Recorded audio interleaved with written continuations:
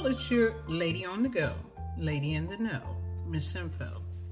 I'd like to welcome you to Information Nation, where knowledge is shared and wisdom exchanged for the betterment of a people.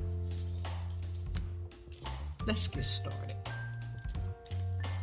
I want to talk to you about the prison system, and this is part 2.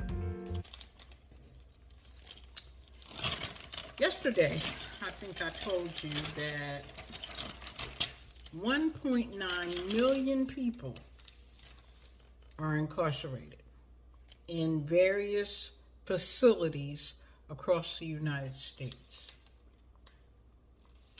However, that wasn't the gist of my report. The fact that they're locked up, they're locked up. What concerns me is that they have no control over what's being brought into them. Commissary, medical services, entertainment in terms of digital services, iPads, streaming, music, gaming, email, phone calls, U.S. mail, and I think that's it. They are considered a captive audience for a reason. Where are they going?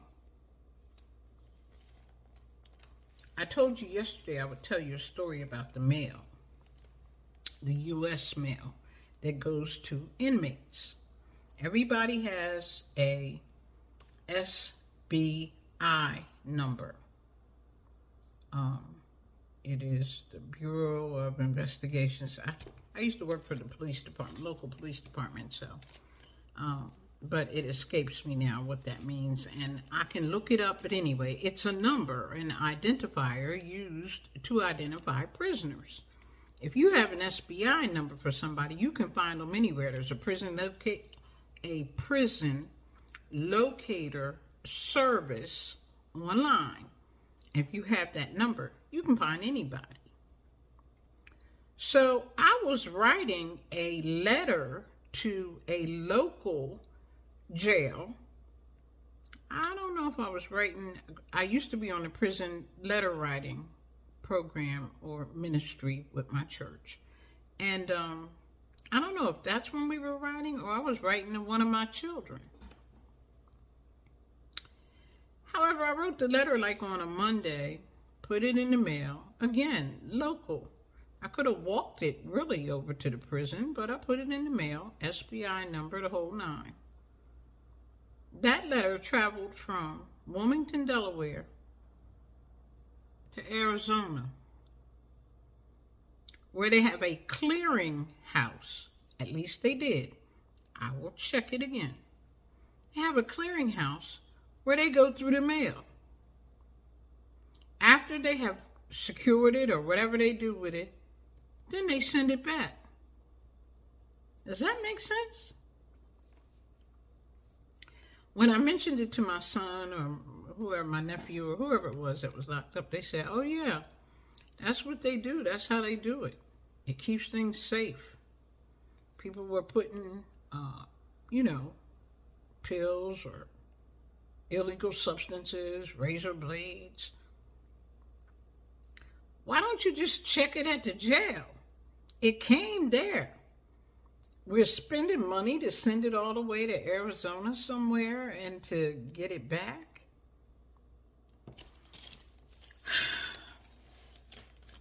Forcing prisoners and their families to pay for the privilege of having access to basic necessities is wrong. It's just wrong. Basic necessities. They need food, clothing, personal hygiene, a bed to sleep on,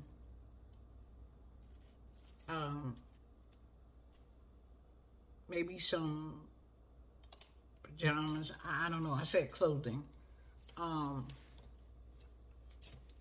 Maybe a book to read. Maybe television like they used to have. But all this other stuff, they don't need it. But somebody has decided it's big business, so why not?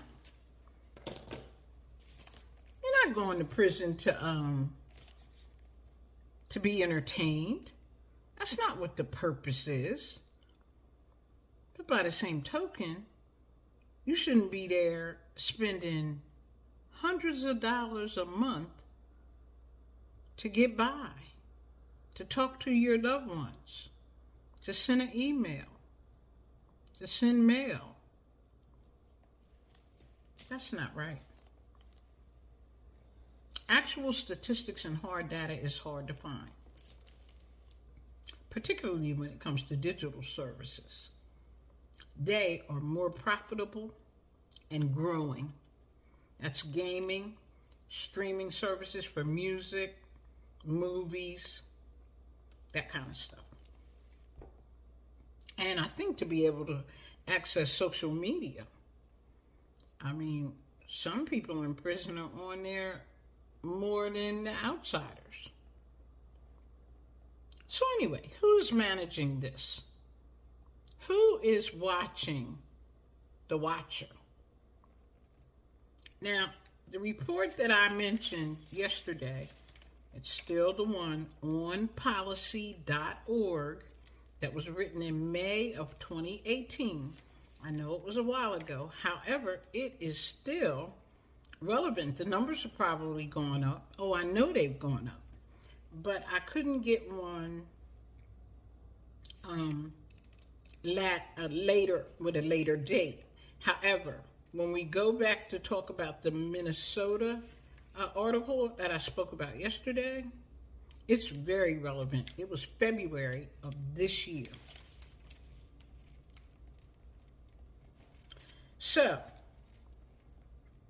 the report that I talked about examined commissary sales reports from Illinois, Massachusetts, and Washington.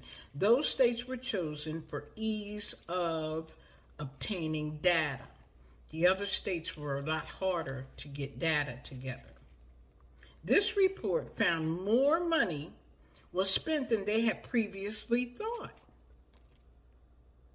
Most was spent on food and hygiene products. Now, that's not surprising. Even while it appears that the charges for these services are reasonable